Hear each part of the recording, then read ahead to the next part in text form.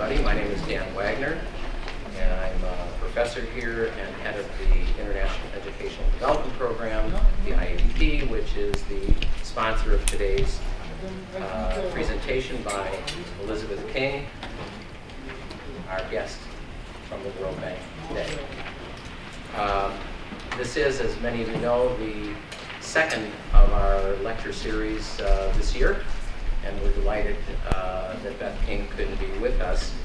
As you may have seen if you saw one of the posters or one of the emails around, she has a very prominent and very important position at the World Bank. She's Director of Education in the Human Development Network, and she is Senior Spokeswoman for Global Policy and Strategic Education Issues in Developing Countries. Her talk today will be on Learning for All, the new strategic plan for, I guess it's for 2020, which is, of course, a very important part of what the world today is thinking about in terms of international education.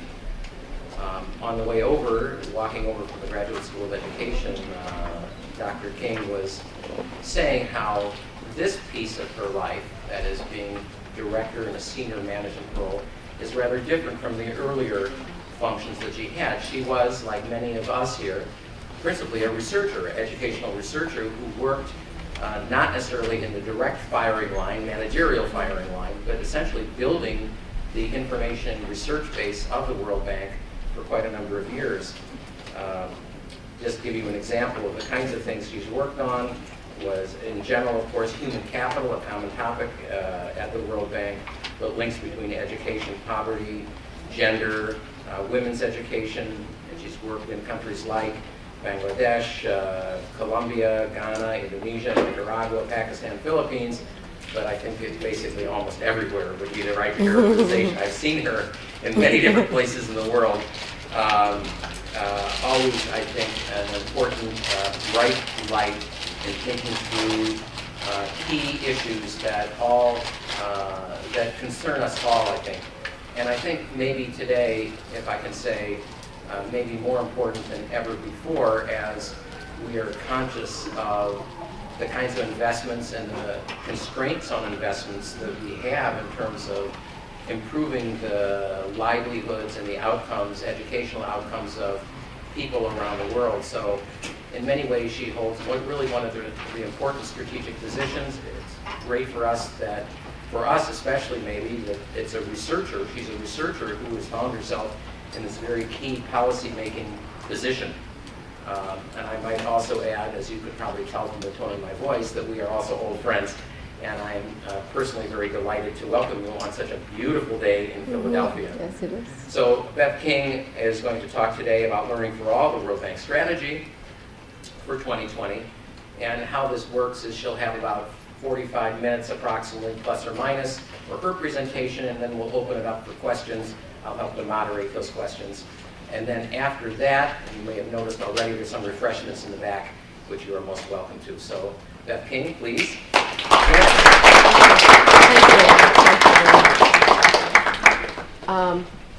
Am I on with the mic? Okay, all right. Not that I don't think I need the mic. We want you to have the mic. This one, right? But not that one. Not that Do I need? I don't need that. You can hear me in the back, right? Barely. Oh, barely. Okay. We can, though. Okay. I'll try to speak louder. Okay, let me see.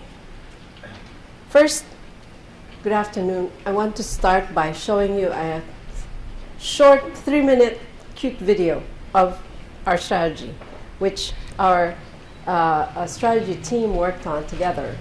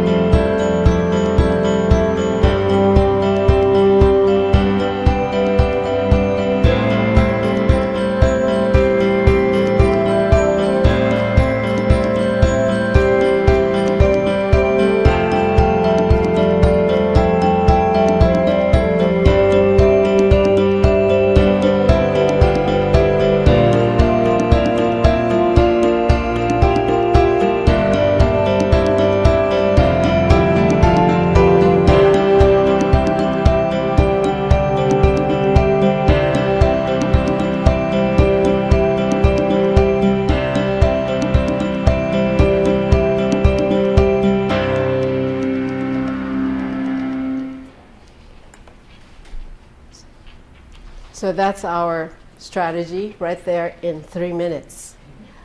Those three things, early, invest smartly, and invest for all, it's really the, in a way, it's these three phrases encapsulate what the content of the strategy is. Let me just go into my PowerPoint.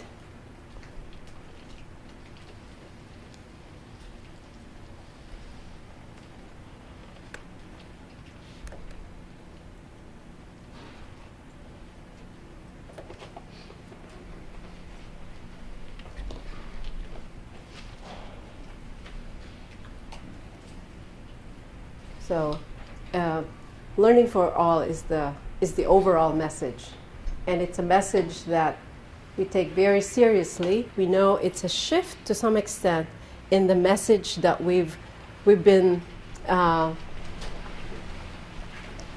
supporting over the last, let's say, 20 years, since the 1990 conference in Jomtien, Thailand, when several international organizations came together and basically agreed on a compact of supporting education for all.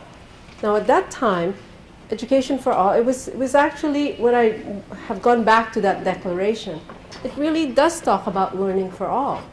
Not only education for all, which has then been interpreted as schooling for all, which is just getting the children into school. And in the year 2000, with the Millennium Development Goals, which our organization, the World Bank, also supported, that education for all message became very much about making sure that kids go to school. And the emphasis then became that, and the learning for all part of education for all in Jomtien in 1990 was basically dropped. And there's a reason for that. And the reason, actually, in that is very important for people like you and people like me who think of ourselves as, in some ways, researchers.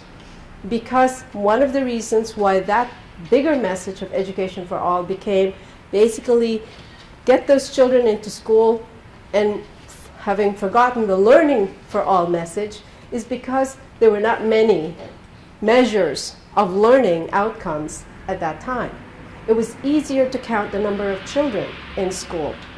It was just easier to count how many, even for governments, it was just easier to see how many of the school-age children were going to school. And even though many governments are also now measuring student performance, there was no real agreement about how to measure learning for all. So that's one message to you about why that bigger message of education for all became all about just counting the number of kids who go to school. It's not a small thing to get more kids who are out of school into school. It's not, by any means, I'm not saying that that's not important.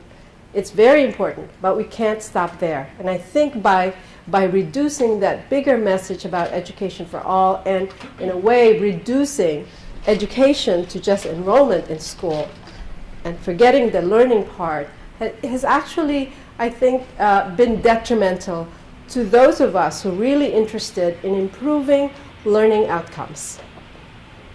Right. So, first of all, let me take you to a few parts of our strategy. The strategy, by the way, is entitled 2020 because every 10 years we are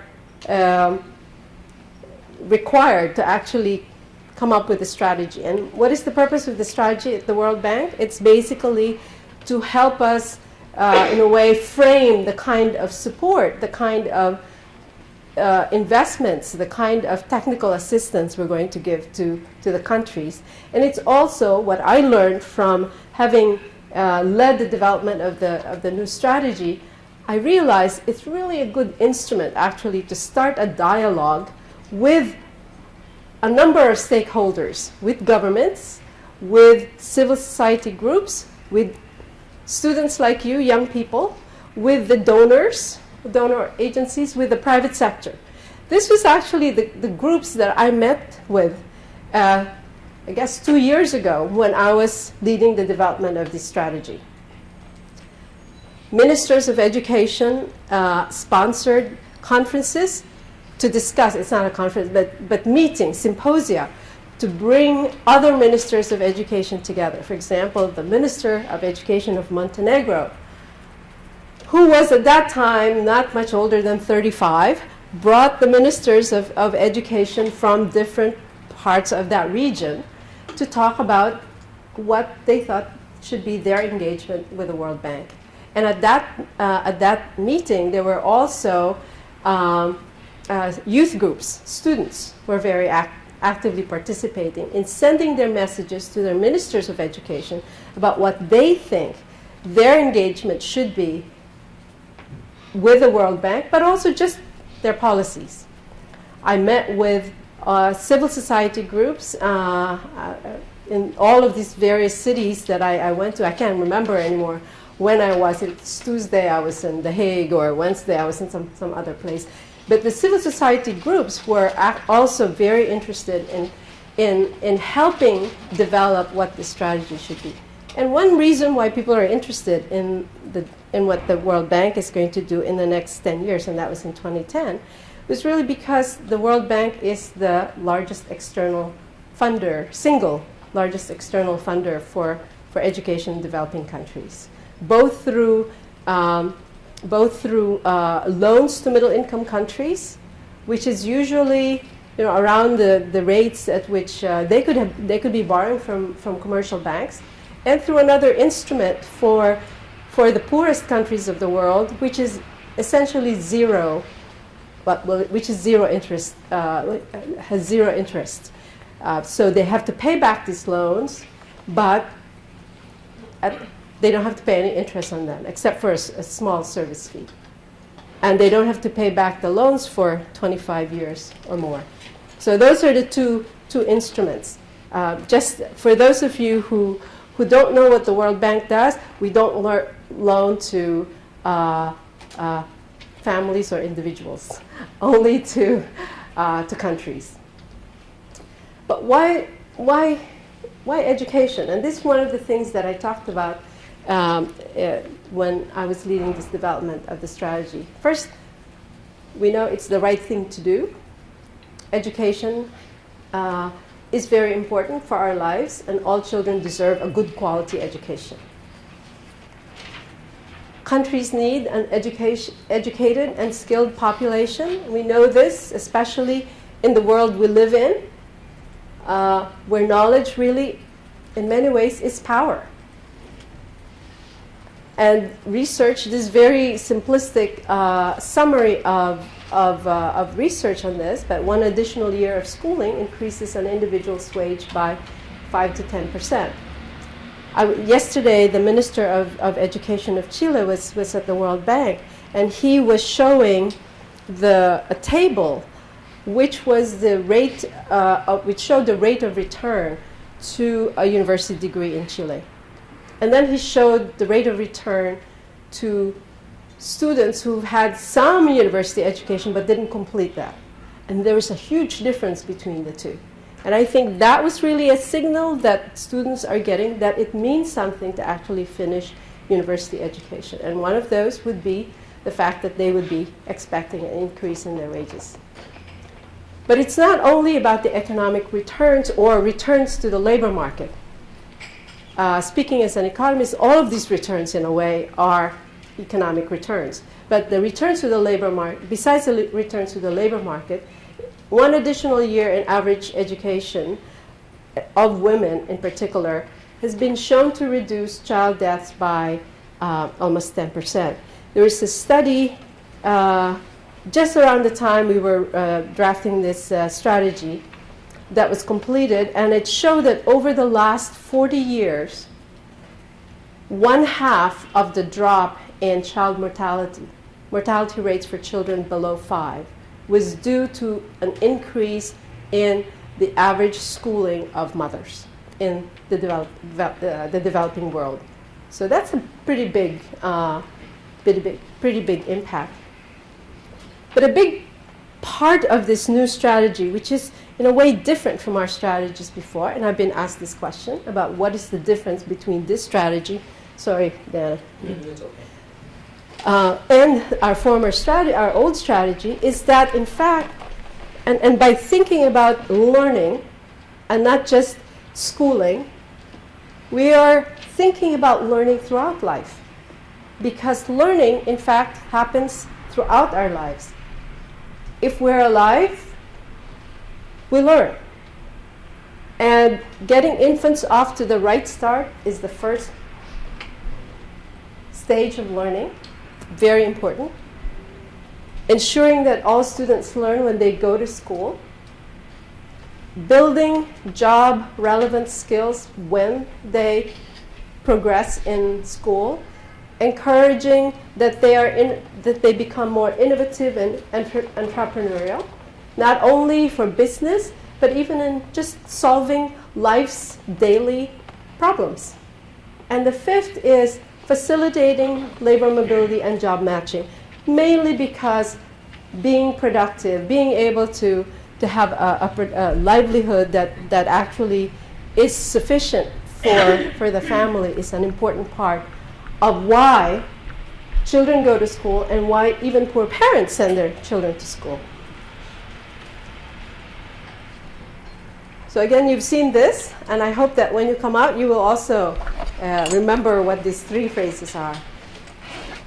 So again, by thinking about learning in this broadly, we're therefore realizing, or we're accepting the fact that to improve learning outcomes, it's not only about things that the Ministry of Education does, right? Why? Because nutritional deprivation, poor health care or no health care, and abuse, neglect, all of those things, civil wars, violence, etc., all of those things prevent children from developing the either curiosity to learn, the persistence to learn, and the ability to learn, the readiness to learn in school.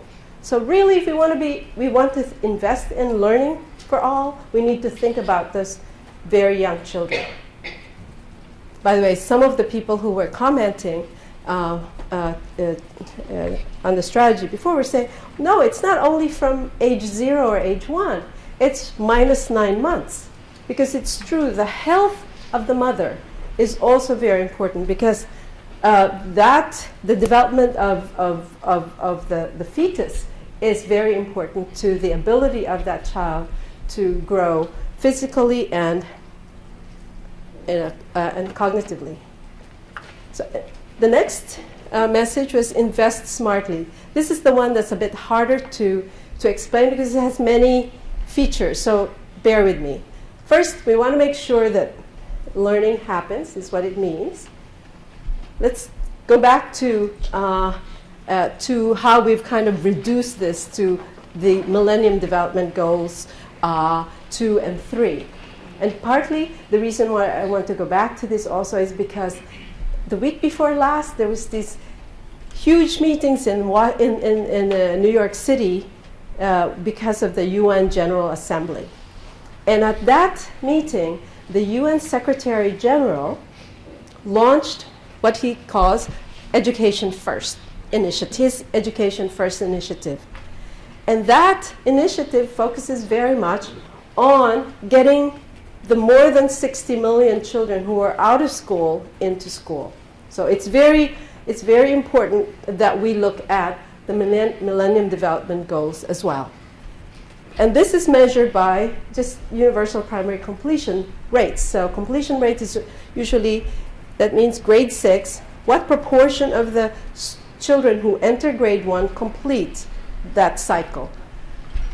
From the data that are available, 15 of, by the way, IDA are the poorest countries in the world. IDA is that instrument that I was telling you about, which is our lending for the poorest countries.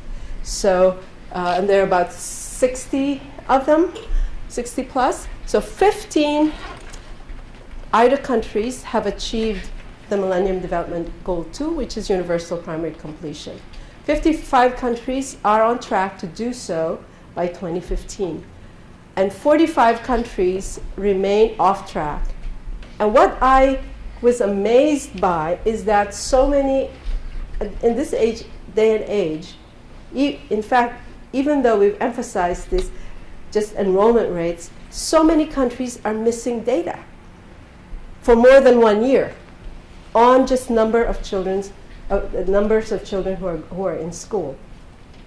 So that's one reason also why, or a reason and also a symptom of why we're saying that many countries are off track. And then the MDG 3 is about gender parity. And again, the measure of that, and I'm probably telling you something you all know already, it's simply a ratio of the enrollment rates at the primary level for girls relative to boys, both in primary and secondary education. And using this ratio, these are the number of countries that are going to achieve the MDG 3. All right. So what are we learning from the data, from those data, plus other data that I'm just about to show you? So despite more children in school over time, over the last 20 years, learning levels are still alarmingly low. And in fact, again, 1/4 to 1/2 of primary school graduates, that means to say they've already gotten to the sixth grade, cannot read a single sentence. And in some cases, in the case of Mali, this is even if the sentence is in their local language.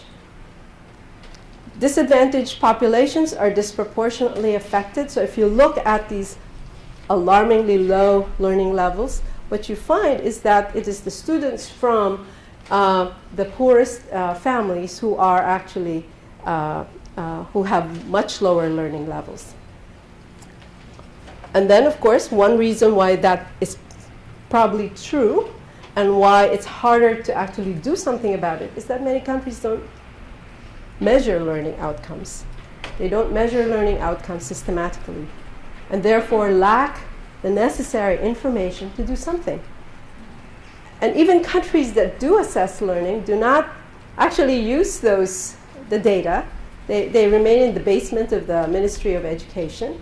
They don't go to the schools, and they certainly don't go to the teachers or to the parents.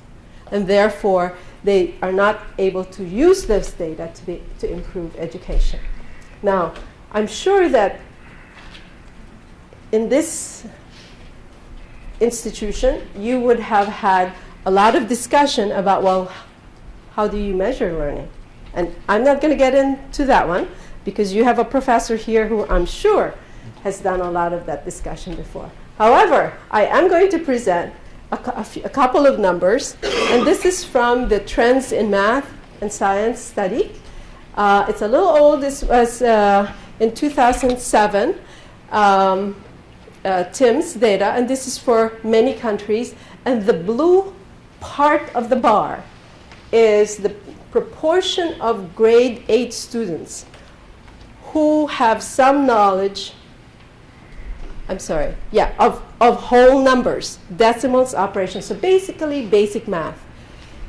But if you take a look at the green part of each bar, those are the kids who have also reached grade 8, but don't know their basic math.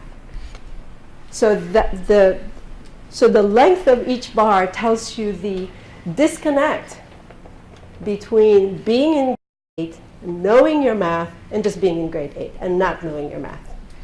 And you see that Korea, which is one of the countries in the world who does well in almost all these international tests, is up on this side, and over that side you've got Ghana, El Salvador, Saudi Arabia, Qatar, Kuwait, Botswana, Morocco, etc.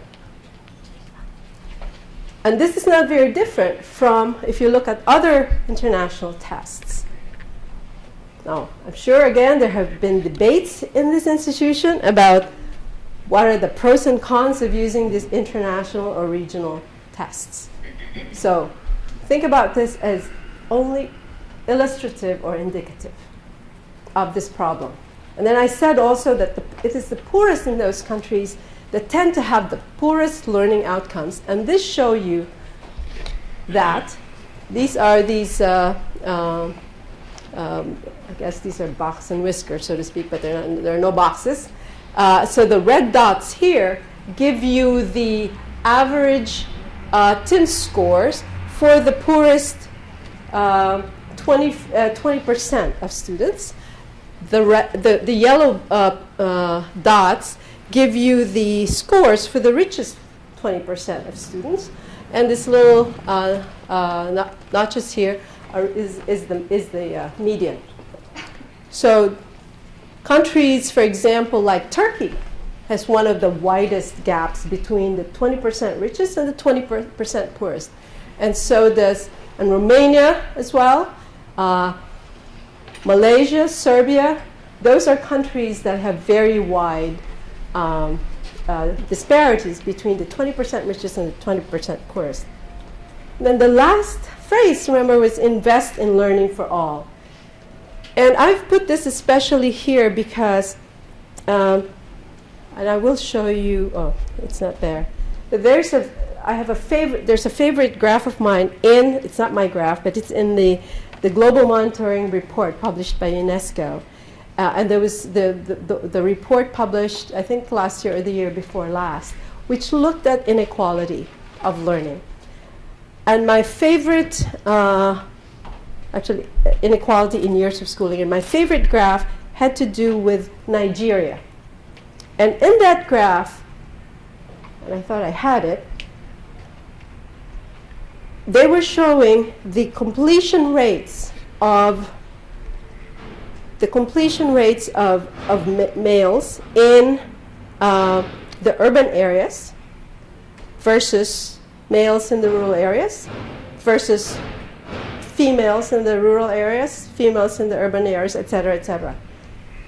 And the male urban in the majority ethnic group was something like 12 years of schooling. Could have been 15.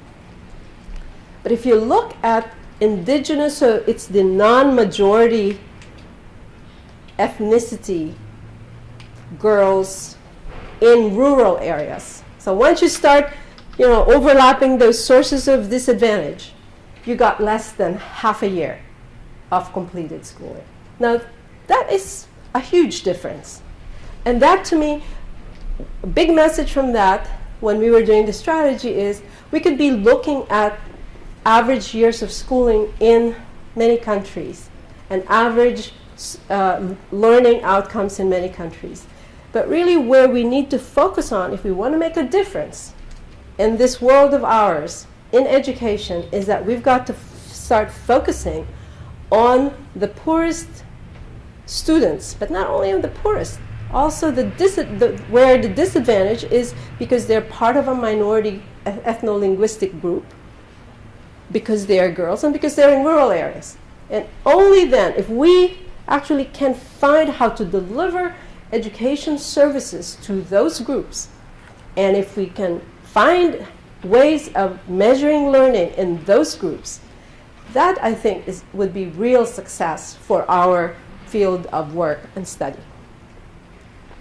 And this is why invest in learning for all is a huge part of our message. By the way, I would add disability to this as well, because think about how many countries are experiencing civil wars, armed violence around the world. Just think, even some of the middle-income countries actually have parts of their countries that have armed struggle, right? In these places, and this is something that I learned when I was going to some of these environments, is that you have children and teachers who are psychologically marred and not able to learn. They hear a huge noise, they duck under a chair or a table. So these kinds of situations, and if they're chronic, they just interrupt the ability of people to learn systematically the things that they need to learn.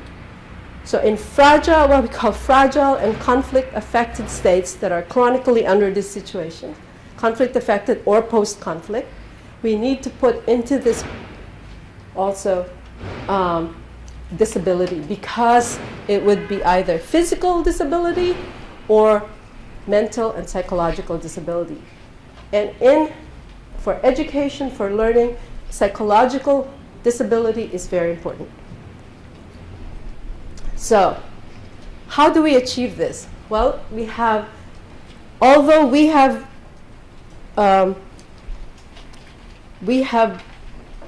been supporting countries around the world for 50 years. Our first education project was to Tunisia in around this time of 1962. I wasn't there, of course. But it's been 50 years, right? And one of the biggest lessons, especially for me being in this position, is that people can always be talking about how much are you lending to countries.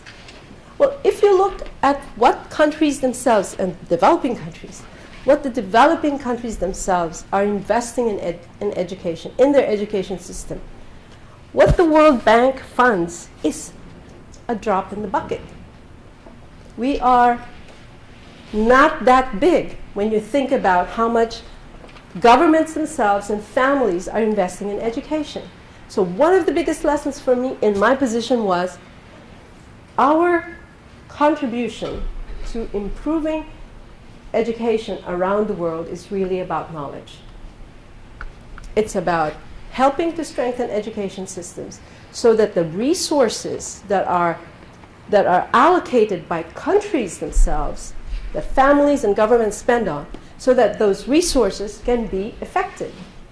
And also that to be able to strengthen education systems, what we need is to build a high-quality knowledge base. So what's interesting is that just the beginning of this week, the new president of the World Bank, Jim Yong Kim, who was the president of Dartmouth before he came to the World Bank just in July, he announced in Korea at the Global or World Knowledge Forum that the World Bank is going to on a new initiative, and he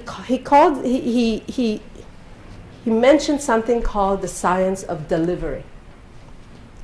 And what he said is that, which is very similar to what I just said, which is that what we need to do as a development institution, as a development community as a whole, so now it's not just about the World Bank, but everyone who's interested in development needs, especially the more research-oriented one, need to actually build a science of delivery, how to deliver to those places where it's difficult to make learning happen.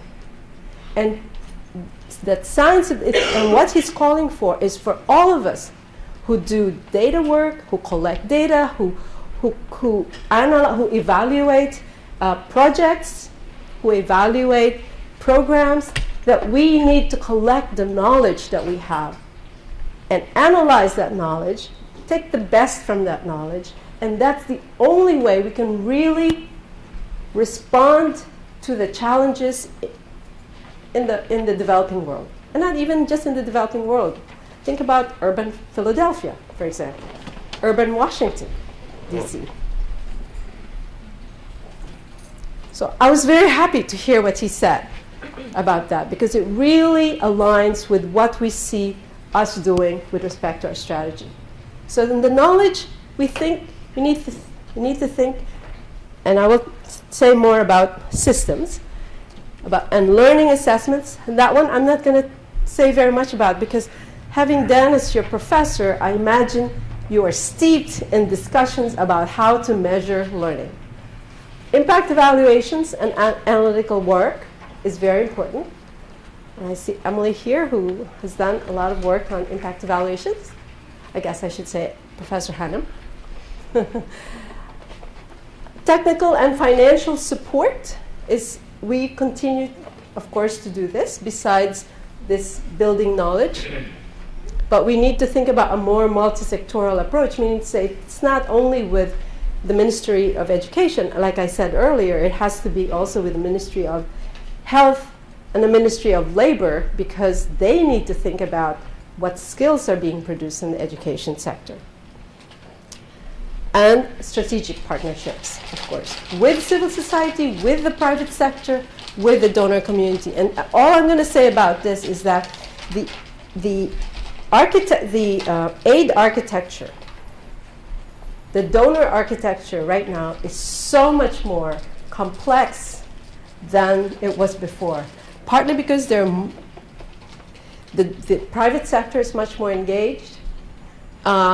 It's just, maybe Dan knows this too, but it's just a much more complex aid architecture. So strategic partnerships are very important because the challenges of education are huge. So partnerships are great. So these are just the numbers, because a lot of people want to see the numbers. In 2009, 2010, those are spectacular years for our lending, because, I'm not celebrating this, it's because of the economic downturn. Countries basically were thinking they won't have the revenues for other things, they're going to borrow for education. That's what happened. And then, because we were lending so much for 2009, 2010, countries some countries sort of advanced their borrowing. So in 2011, they were not likely to borrow. So, instead of borrowing next year, I might, we won't have resources this year, I'll borrow this year instead. So that explains, to me, why it came down drastically in 2011.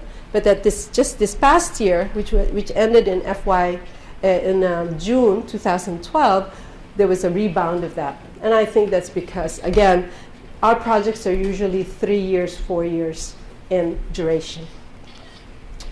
All right, so one of the things that we do, and the education sector has led the way in this, I'm proud to say, is impact evaluations, understanding what works and what doesn't work and why. What we realized, I was in the research department before my job, and I was the manager for the research group that was focusing on the human development areas, is that our projects with countries are actually a great laboratory to some extent, from which we should be learning more. And in fact, one of the things that we've done is partner with a lot of academics from universities, both in the US as well as in Europe, but not only, also in Pakistan, in India, in Indonesia, and the Philippines. So a lot of partnerships around impact evaluations, trying to understand what programs worked and which ones didn't and why. And I never imagined I would see, for example, right now there are about 50 active impact evaluations in education alone. I did my first impact evaluation in the mid-90s, and at that time, I think my project, which included 5 countries, it was a big project, it was the only one. And now it's amazing how many there are. And these are just the topics for these evaluations that have been done. And the examples I showed there, many of them are collaborations with academics. And here's, I said earlier, we should also be increasing data, improving data in education. A big gap, I think, is on skills and productivity. And one thing we're doing right now is something called STEP, which has 2 surveys and we've piloted it in 8 countries with a rollout in 13 that's planned if we get the funding.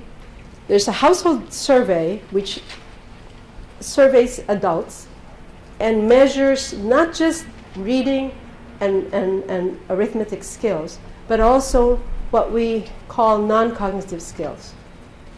Analytical thinking, communication skills, problem-solving skills, etc. These are the skills that employers say they want. It's not only about literacy and numeracy, it's also about how do you relate to coworkers Do you have perseverance? Are you analytical? Do you know how to solve problems, et cetera, et cetera? So this is a survey that's going on right now. And then we also have work that's going on about policy design. So countries have policies with respect to how to build skills. Many would think about vocational and technical education. Well, those are not the only policies or programs that countries have to build skills. So we have also work that's going on in terms of analyzing, looking at policy designs in countries. And then hopefully what we will also be able to do more and more would be rigorous impact evaluations, and those that do more than just active labor market programs, the ALMPs there.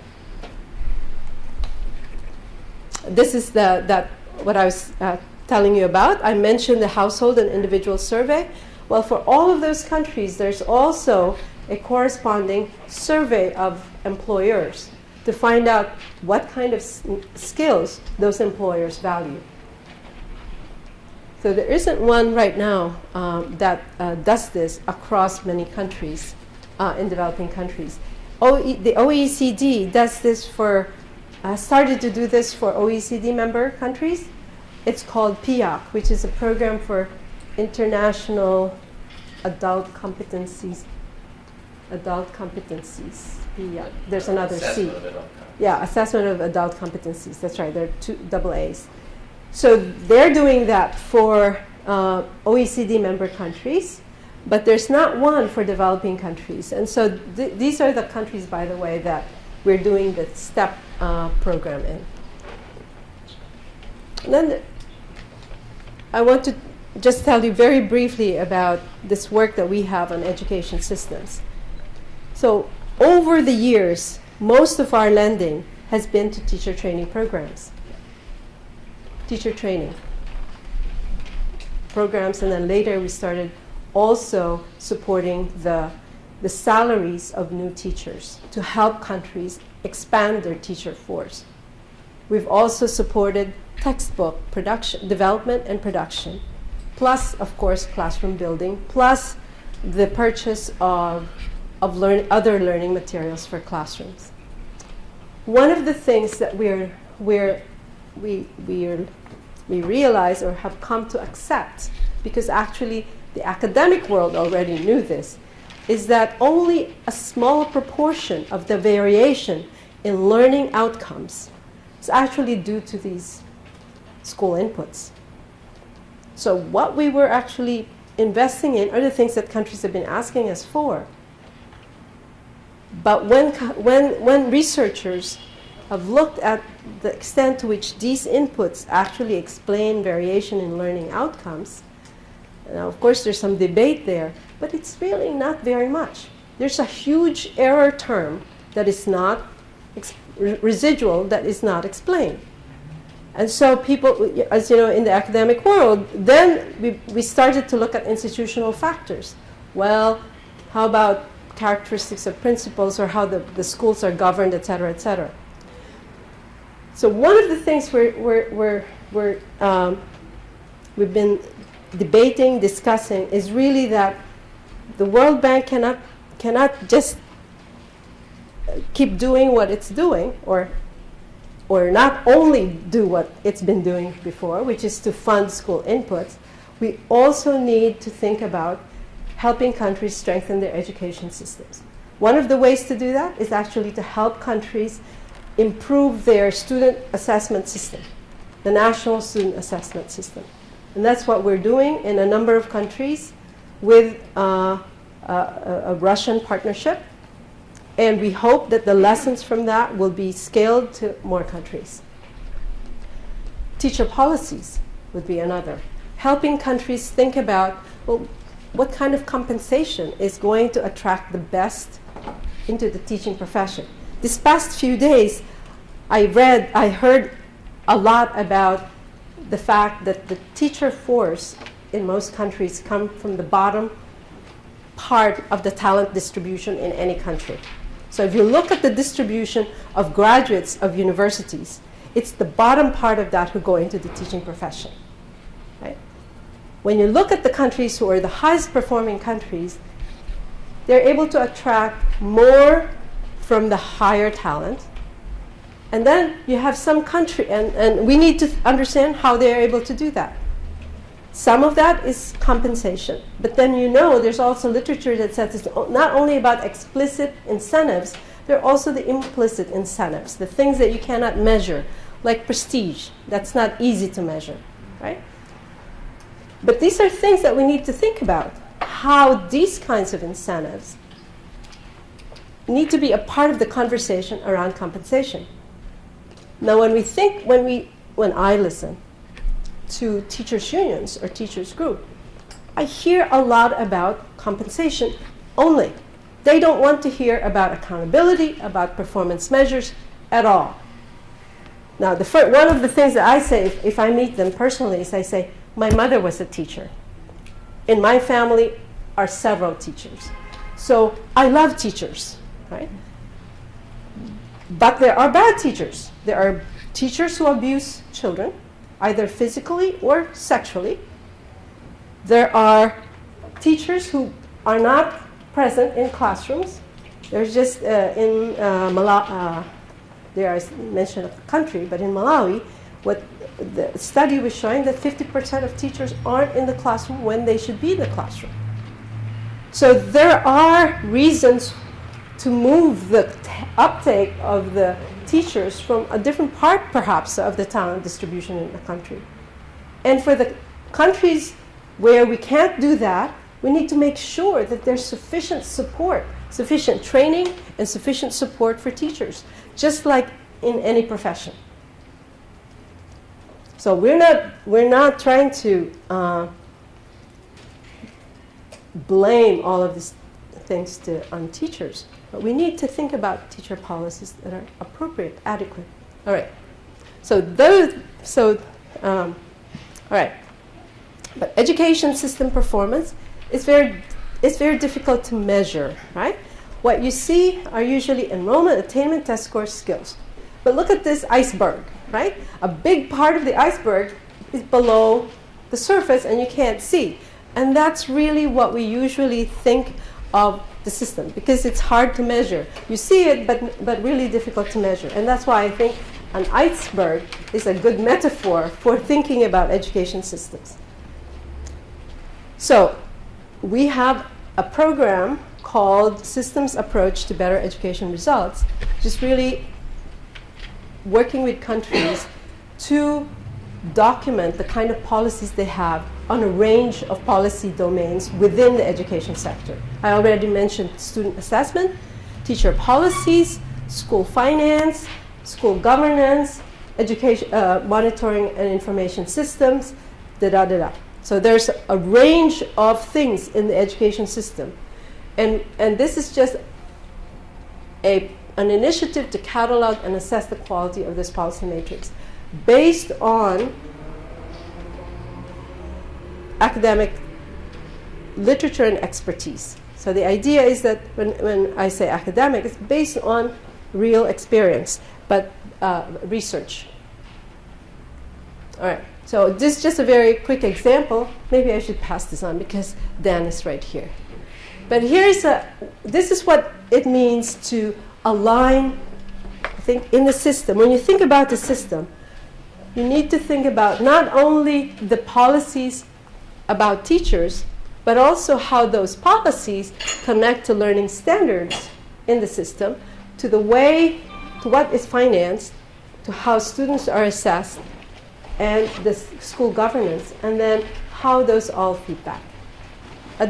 As I said, this will take a longer discussion, but this is just, I'm almost there.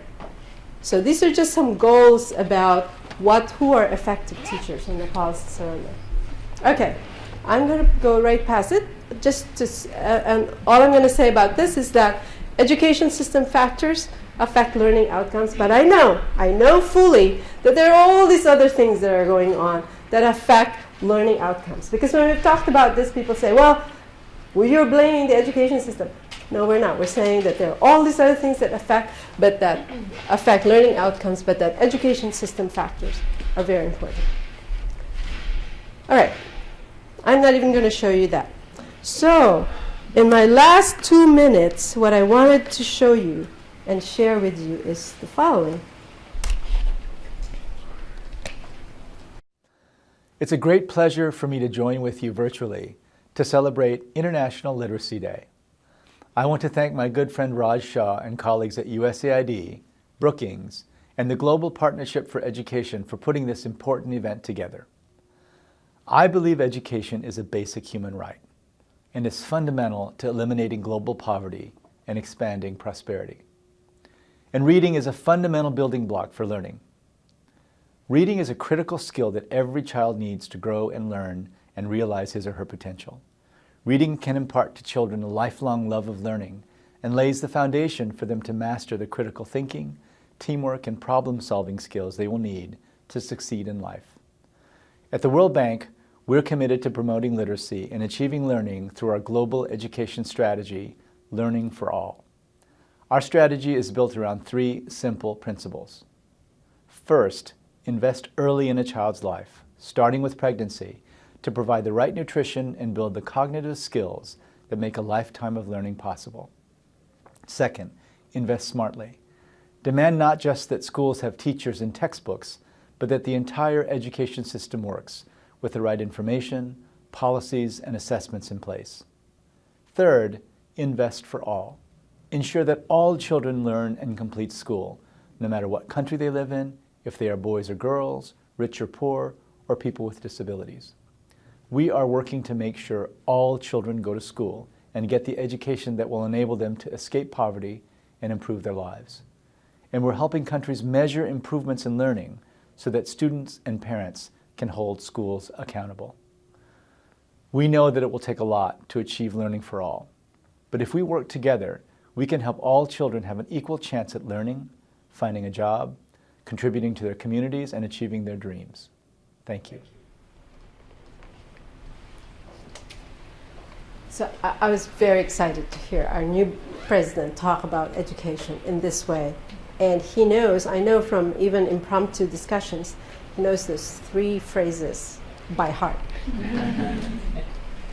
So, that's it. So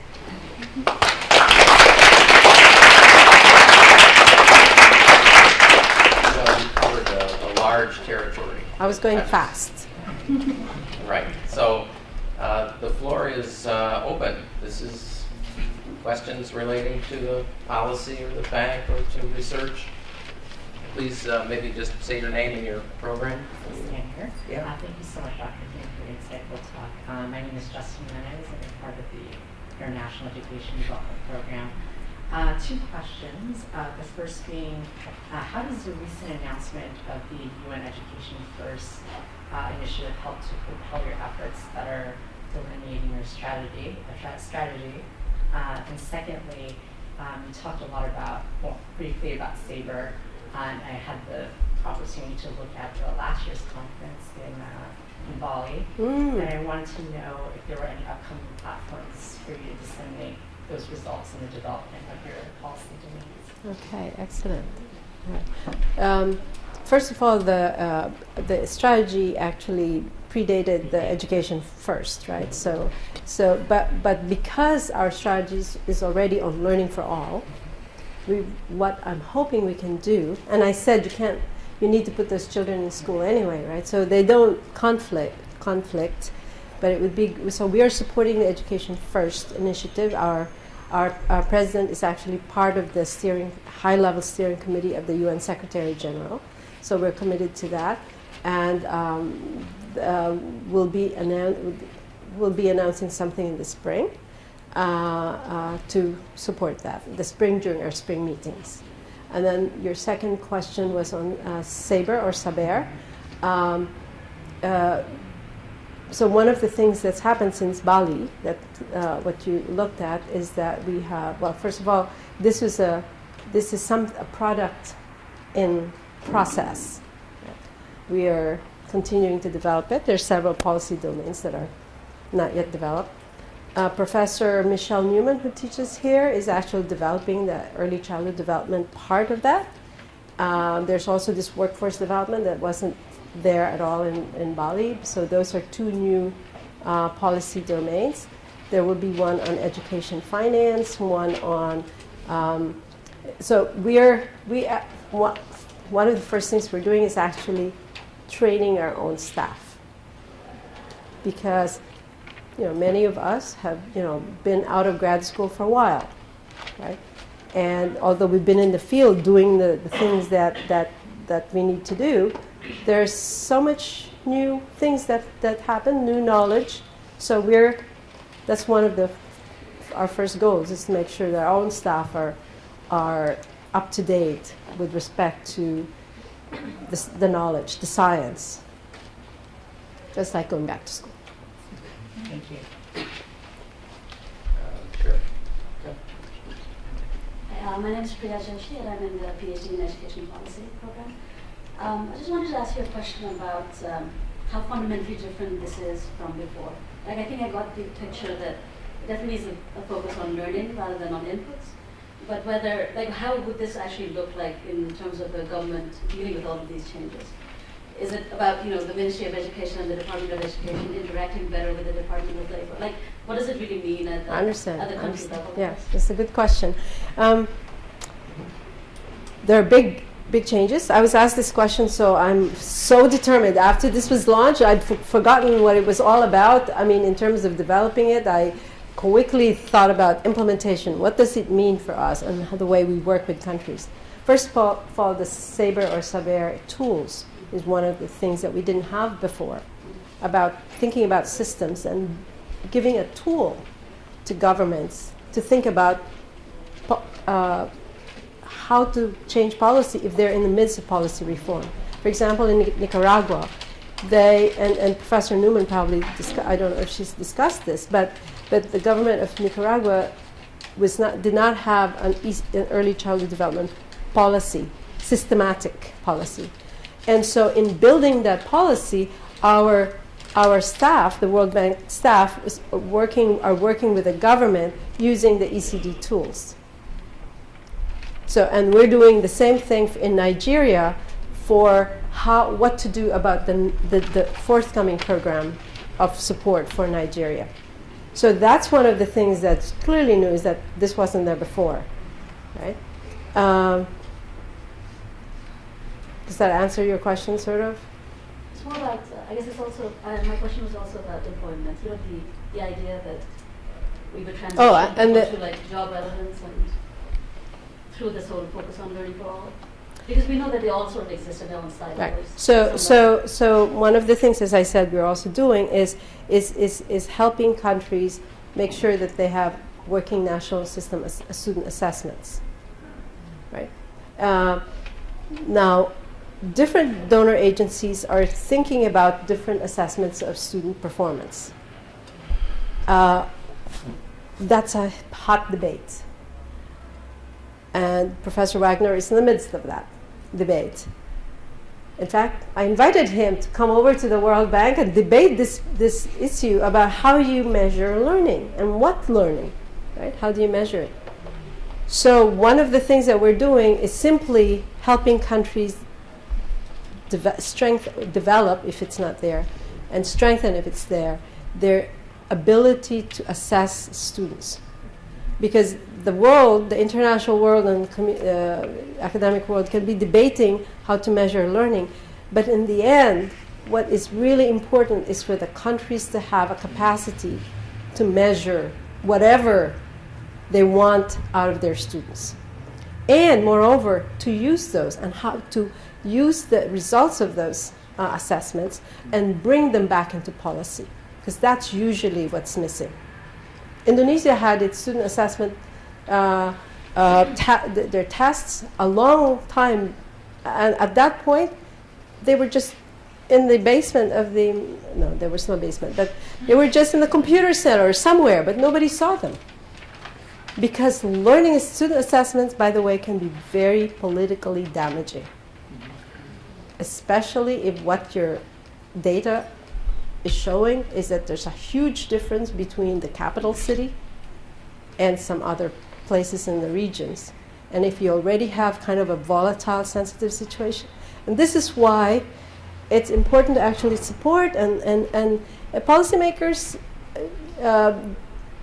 understand the importance of measuring, but they just need a lot of support on how they might be able to use this, even in those kinds of sensitive situations. So that's one of the things that we're doing right now. We did it before on a one-off basis when the countries asked us, but this time we're doing it systematically. There was a question there. too. Amos, did you have a question? Okay, while you're thinking, I was going to ask, go ahead. You are? I'm Steve Hornberger. I'm outside any of the fields here. I'm a theologian, and I've been observing ethnographically some of the very points that you make for the last 51 years, beginning in Bolivia and subsequently in many other countries that are often left out of the databases, missing data, etc. And my observation is what you're really trying to do is to model what is better to governments, because you're talking government for international organization to a government level. And what you're trying to do is model what is really better. And then the governments themselves will take up those policies and then put them into practice. That's right. But my observation, which is somewhat critical of what you have to say, but not really critical, because it's really supportive, but it's critical in some sense, is that you need to have the institutions that are outside the political system on both sides to provide the paradoxical answer up the middle somehow. In the areas of the world which are socialist dominated, you need more capitalism. In the areas which are capitalist, you need more socialists.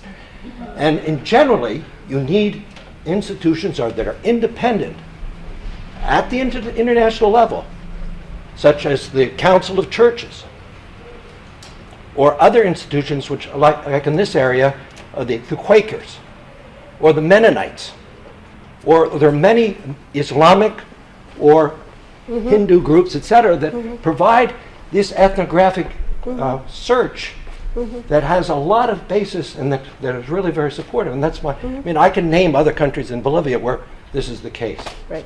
No, it's an excellent point. Excellent point. And in fact, when we talk about systems, and I don't know why I didn't mention that, but in a system, I don't mean just the government-provided education, because that's only part of the system. Even in the poorest countries, there are so many private schools. They're the low-cost private schools. Don't think about the elite schools. Those are only a small part of the private provision of education. There are so many low-cost private schools in Pakistan, and they're growing. And they're faith-based, and foundation-assisted schools. Not only madrasas, by the way. No, that's right. Because madrasas are the way we think about faith, but they're not. Right. They're foundation-assisted, but they're not, and they're low cost. They are responding to the needs of the poorest students who are dissatisfied with their schooling because they're not learning and they're being ignored by their teachers in the public schools, and they have no way out because they cannot afford the more expensive private schools. So when we think about, we are not supporting in the sense that our lending doesn't go, our lending goes to the government, and the government determines what to do about them. Right.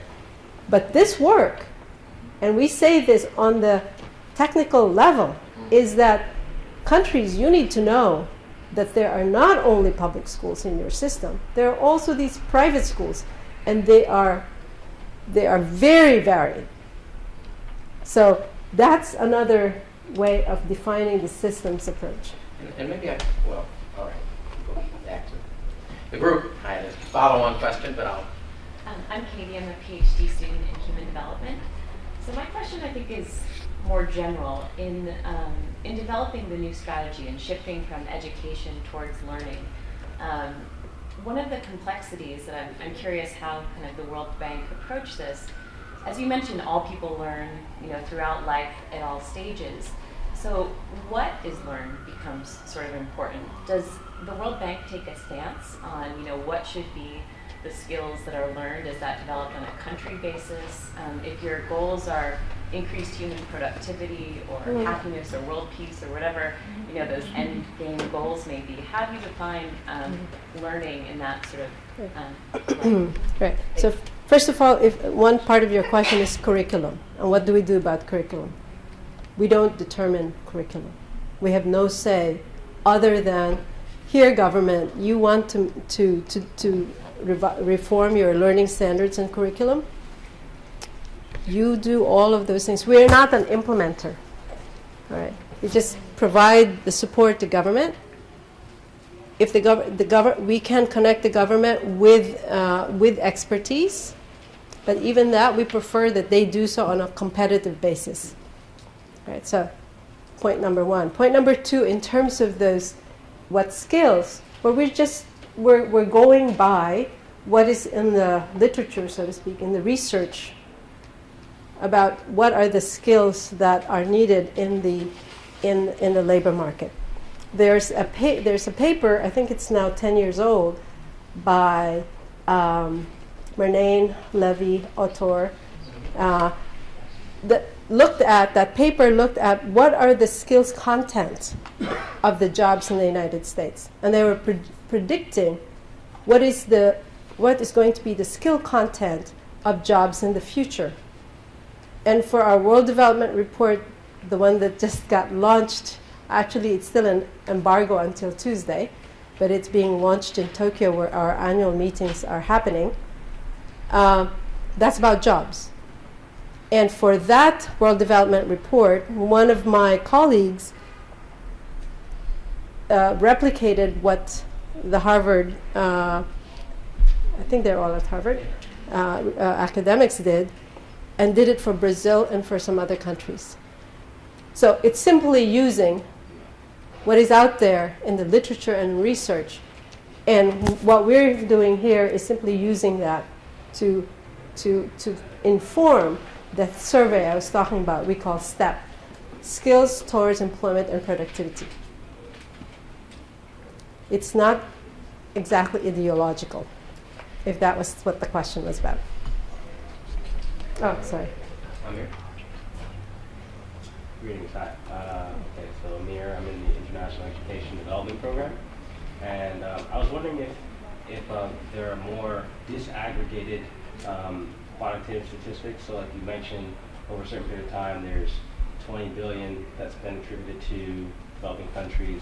I was wondering if we could go somewhere to take a look at what percentage of that funding is going to development officials, what percentage of the returns are going back into the countries that are donor countries, and what actually hits on the ground. I see. How do we analyze the impact of the funding? Good question. The numbers I showed you are World Bank. They don't go to development official. They don't go to us, all right? They don't go back to the donor country. I think what you're saying is that how much of the aid is actually going back to the donor countries in the form of international expertise? Is that your question? Or how much is going to the government in terms of corruption? It might not even be corruption. I mean, it doesn't have to be corrupt for the funds to not be directly beneficial. For example, if you have a contract, you have to do some research out in the middle of Mali, in Timbuktu. Well, what's the cost of that Land Rover that takes you from Bamako to Timbuktu? That's not in those, because that's administrative budget for us. Okay. That's completely different than what I was showing you. What I was showing you are the monies that go directly to the countries.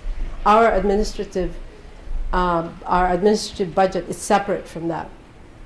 So this is all just reaching to a ministry or to the national government? To ministry and then hopefully to the service providers.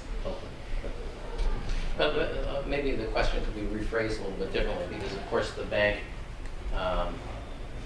in its public persona, when you read about it in the newspapers, right, there are questions about whether, and then of course the bank itself has done investigations of corruption. Sure. So for this group, maybe you could say a word about what's the feeling inside the bank. I mean, Okay, you're a technical and what person. our checks and balances Yeah, are. yeah. How Okay. does it look? We're very sensitive to allegations of corruption, incredibly sensitive. It's like it's it's like triggering a process that has no end, really. So if there is any kind of smell of a, this even in statements of expenses for travel, right? So we have a process. We have an investigative panel that is separate from the rest. That's independent of any of the units. That's with the board, executive boards. And the executive board are really representatives of countries, right? They are not, even though their email address says World Bank, they are not World Bank. They're actually employees of their governments. And we have executive directors from all countries, both the donor countries and the recipient countries. So in Mali, there will be somebody who represents Mali. Right? In fact, I think I know who that is. Right? So there is an inspection panel that reports to this executive board. And that inspection panel is triggered by safeguards procedures. And there's a way of obtaining information from whistleblowers. So whistleblowers is one of the ways to trigger this. And it triggers, on down the line. And all managers are accountable to help this process. So we take this very, very seriously. And as a result of some of these things, for example, so if it involves the World Bank staff, then we have departures.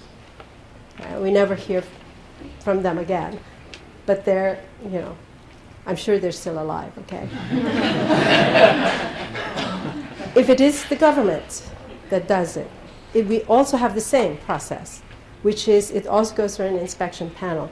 In fact, there's one country that just paid back the part of the loan for this particular investment, the component in a project, because the competitive bidding procedures were not up to standard.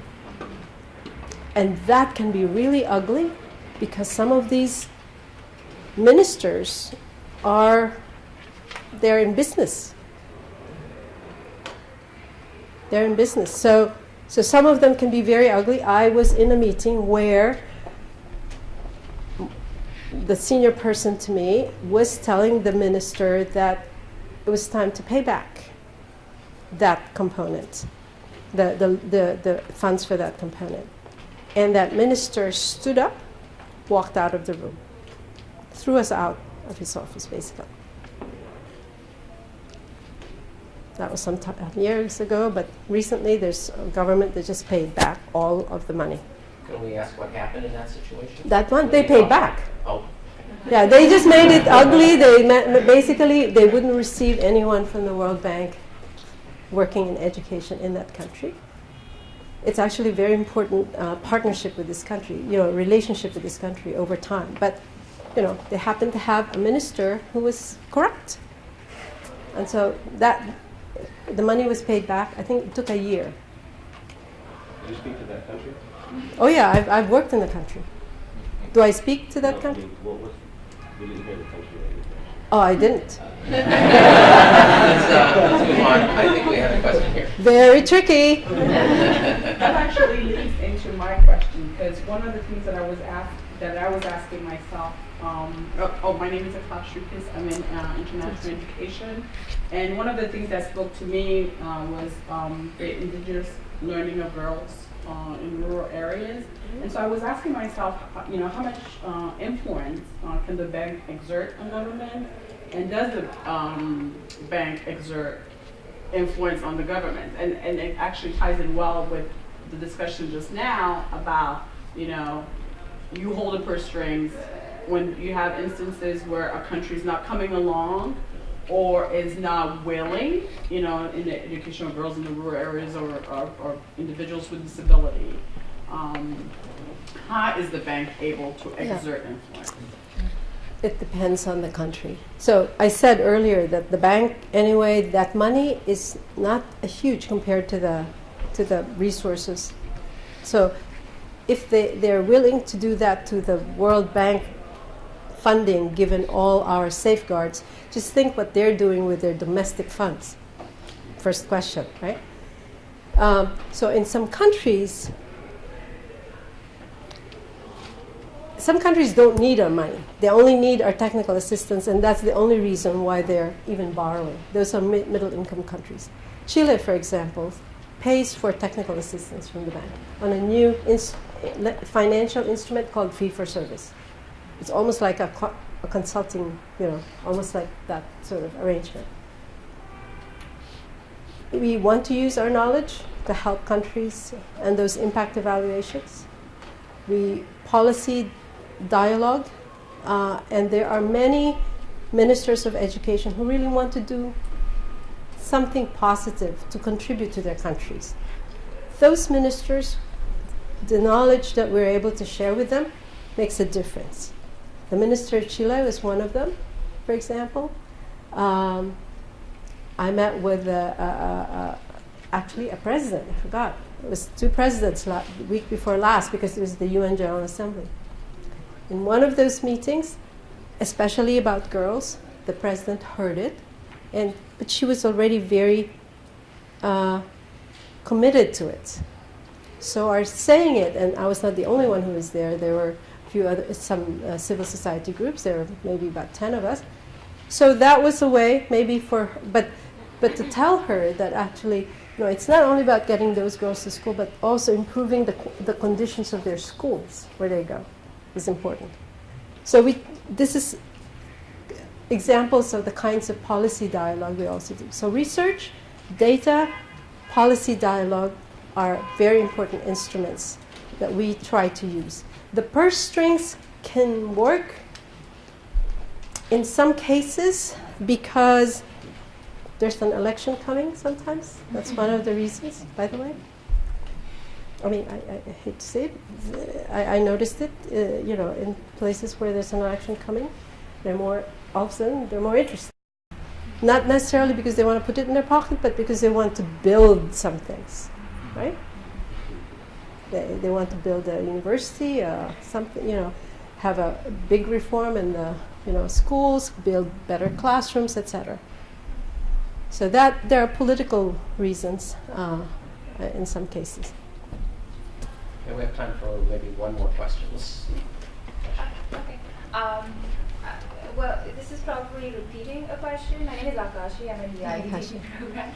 But I just needed more clarity on this.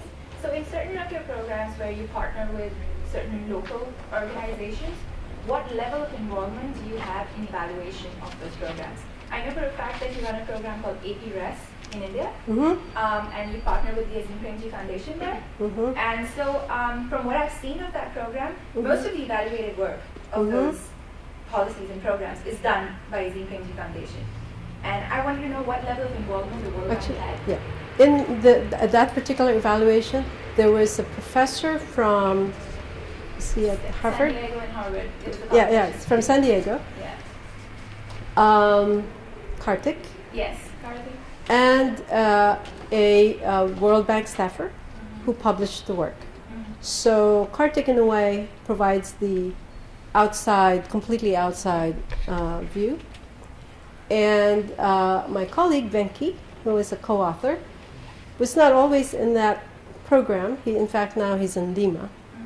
So in a way, they provide an outside view of that, even if, let's say, they had to, they collaborated with them.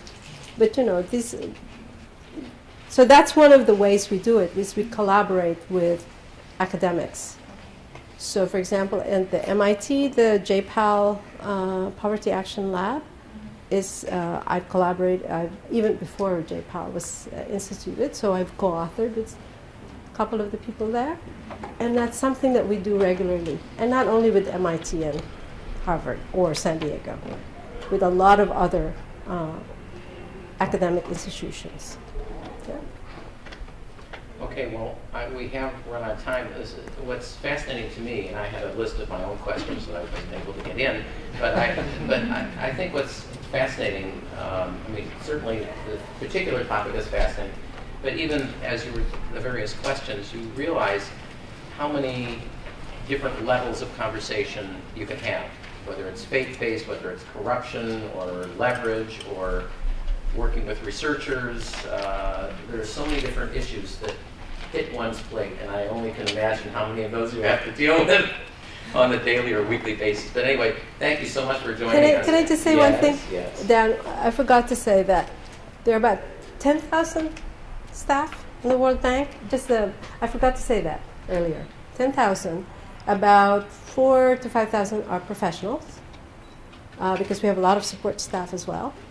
And about 60% are actually in the countries themselves, in the country offices. Right? And it's not true that we're all economists. So a lot of professionals. But mostly. In education, 30% are economists. The rest are education specialists and operations officers. So see, that was a myth. And I subscribe to that myth. Yes, it's not true. I know this since I'm the head. I'm the professional head of, and I know the staff data, and only 30% at the most are actually economists. Thank you so much.